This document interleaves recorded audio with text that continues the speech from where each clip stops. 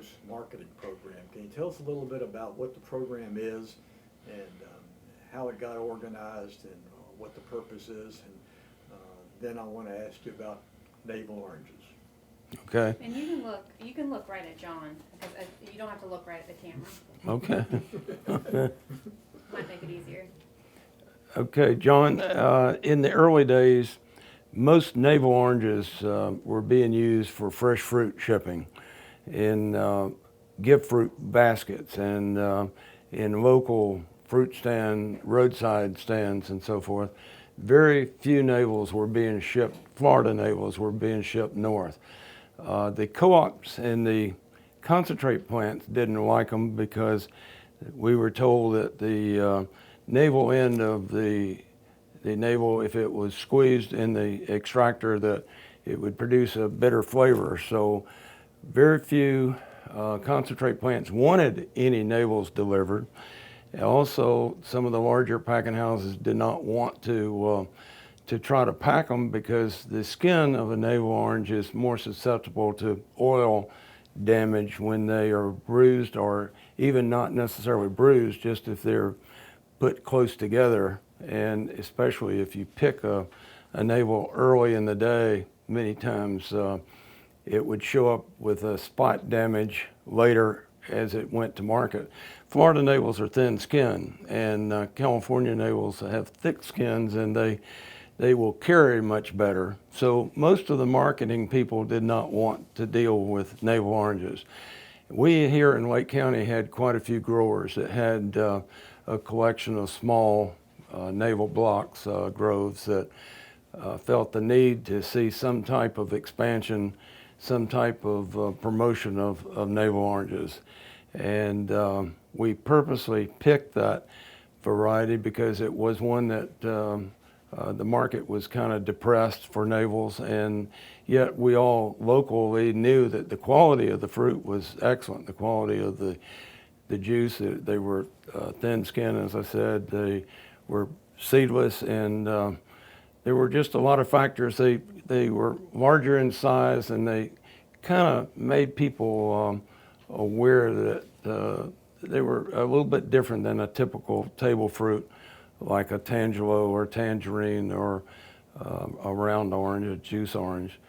So Jack Allen at that point in time was vice president of the Florida Farm Bureau Federation, and he knew that I had had some experience of marketing fresh fruit up north direct to consumers. And we did have a small little packing house that we ran bulk fruit through the machinery, and it was all U.S. #1 graded fruit. And we would load it bulk in trailers and send it to states like Pennsylvania, New Jersey, Maryland, and et cetera. So Jack Allen knew that I'd had some experience in marketing direct to the consumer. He persuaded me to go to work for Florida Farm Bureau as the very first manager of the citrus marketing program. And we started out quite small. It was difficult to convince the people up north that Florida navels were a superior fruit, or a good type of fruit to consume at home. And Jack and I and others sat down, a committee sat down and said, you know, we need to market this fruit to Farm Bureau growers up north that basically were accustomed to volume. In other words, they didn't go to the store and buy 5 oranges or 2 oranges or whatever. They bought large quantities of whatever product they were consuming.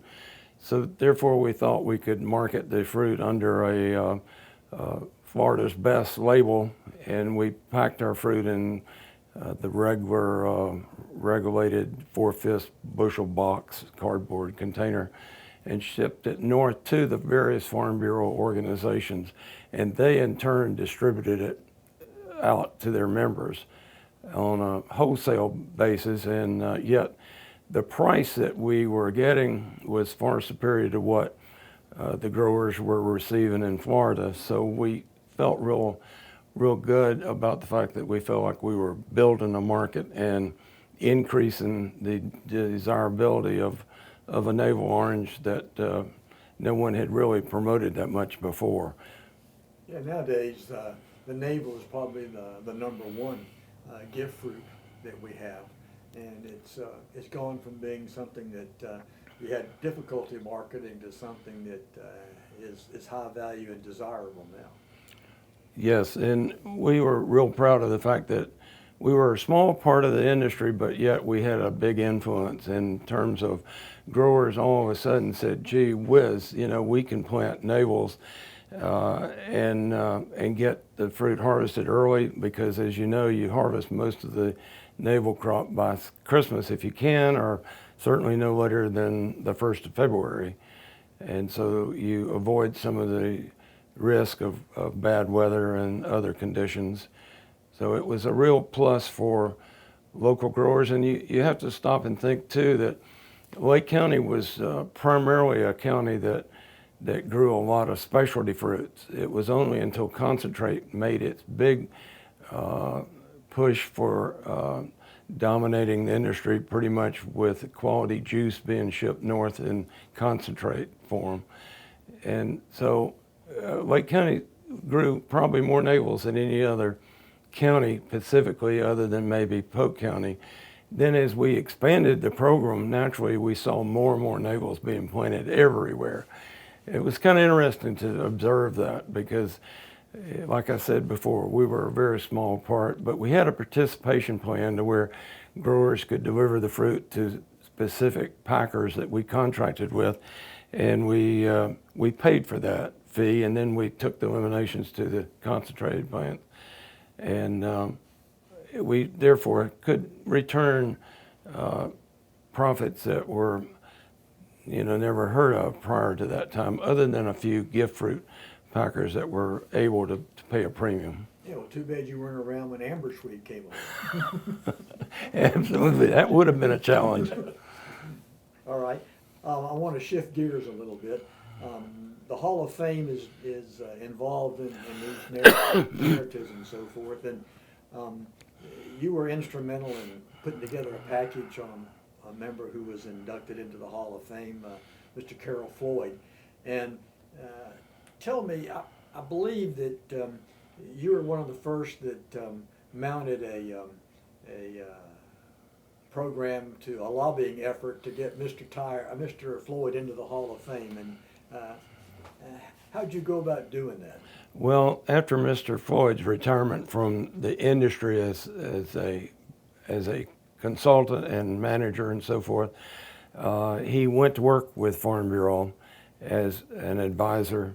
And as we talked and spent more time with him, we realized that he was a person that really needed to be recognized in the industry for what he had accomplished. And real quickly, I'll try to give you a summary of Mr. Floyd's life as I know it. He was born in Osceola County, and he grew up in Orange and Osceola County in a family that were well known in the citrus industry. They were not necessarily the largest growers around, but they were very, very high-tech type people.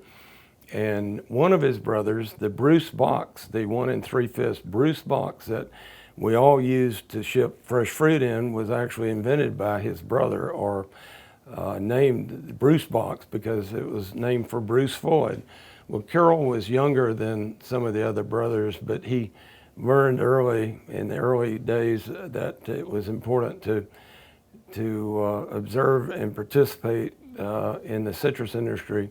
He went to work for Dr. Phillips, and he learned there how to flash pasteurize orange juice, and that in itself was quite a challenge, and did real well with Dr. Phillips's operation. He was in charge of most of the mechanical aspects of all of Dr. Phillips's fresh fruit packing houses and one of the very first juice plants. He went from there to Plymouth, and he was at the age when he could have gone in service, but he and a group of other men and people, participants, evidently got some government grants to make concentrated orange juice. And he used to tell me that they wanted him to make a crystal and for the submarine forces to prevent scurvy. And he went to Pennsylvania and bought a pet milk evaporator is what he told me. And I thought that was really kind of interesting, that he observed another industry and then picked up on that idea, brought it into that Plymouth plant, and developed, you know, the method to evaporate water out of the orange juice. And as he did that, he could make crystals, but he told me, he said, I could never pull a vacuum on that can to where it wouldn't solidify. So finally, he just, along with the committee, said, well, let's stop doing that and just pull enough water out of it for maybe 58-degree bricks product that could be refrigerated, or maybe some of the other products that could be frozen. And that's how frozen concentrated orange juice really began. And he laughed and told me that in the early days, he was sent up north to mix fresh juice with the concentrate, because they felt like they had to cut it back with the real product. They could not just believe in the product as a concentrated juice, which was kind of interesting in that he would go in supermarket stores and demonstrate how to mix up the frozen product. And as he came back to Florida, he went to B&W in Groveland, and there was a plant there, but it was one that needed to be expanded some. And I think that was 1951. And he operated that plant for quite a few years. He went down to Emmett Evans's plant, Evans, in Pasco County, and built a brand new plant, one that was built from scratch. Most of the other plants had been kind of piecemeal put together and so forth. He built from the ground up just in time for the 57 freeze, 1957. He said that he was one of the very few in the industry that believed that you could harvest fruit after it was frozen and inventory it in drums and then blend it back out. And he was there for a while. He went to Texas somewhere in this intermediate time period. I don't know that I've got my schedule just right, but he told me he went to Texas and built a grapefruit concentrate plant. And it didn't last but 1 year because the valley had a major freeze and they had to shut down. And he came back to Central Florida, and of course he was instrumental in working with Golden Gem, Grand Island Citrus Co-op at that time, and helped build and operate that plant. He was one of the very few, if not the only person that I've ever heard of in the industry that could start by building the building itself. He was a self-made architect type person. He drew plans and then he could build a building. He could actually install the equipment or build the equipment. He could operate the facility, and he could even talk to people in terms of marketing the product. Well, it was unusual that the Hall of Fame didn't have a whole lot of people from the processing area in there. So when you nominated Mr. Floyd, you throughout the whole state. So I really had, and Farm Bureau was pretty strong throughout the whole state, very strong. And they had offices in every county. So I immediately started traveling all over the state. I knew I had to cover the entire state. And I knew some of the members, and I didn't know all of them, but I would sit down, and the minute I'd mention that I was there to represent the possibility of getting Carol Floyd into the Citrus Hall of Fame, almost 100% certainly agreed, and we were able to get him submitted and approved in the first year. Very first, when I say the first year, in just 1 year of, you might say, campaigning for it. Well, I think it did. Charlie Walker, you know, were good buddies. Charlie Walker, Carol told me that he knew Charlie Walker when Charlie had a car and a welder. His car pulled his welder to plants. Charlie Walker became the largest concentrate evaporator builder in the nation. And I mean, I don't know that, but I think that. And Mr. Floyd worked with him all the way through those stages. Well, anyway, he was out in Texas, and he had built this plant and had put together and assembled most of the equipment except the evaporator, and he kept calling Charlie Walker to build his evaporator and ship it to him. And Charlie kept putting him off. He said, "I'm busy, Carol, I'm too busy, I can't get to it," and everything. Carol said, "Send me the damn plans and I'll build it out here." Well, Mr. Floyd said he had no equipment, didn't have any of the right lathes or the metal benders or anything to make the shape just perfect and everything. But he said, I built it and it worked. And he said, when I left Texas, it was operational, and then they had to freeze and it went out of business. Well, he said, when Youngblood bought Howie,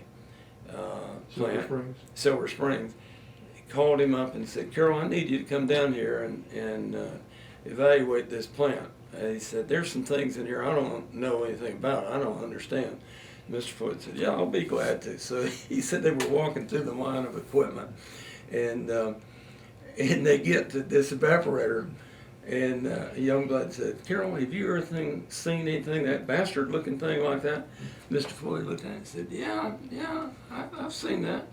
He said, "You've seen that before?" He said, "Yeah, I built it." He came from Texas all the way back to Howie. And so we all teased Carol about that. I thought it was really cool because I can just imagine it not being a real sophisticated looking piece of equipment, just one that was functional, one that would work. Well, anyway, that's the kind of man he was. He was just unreal.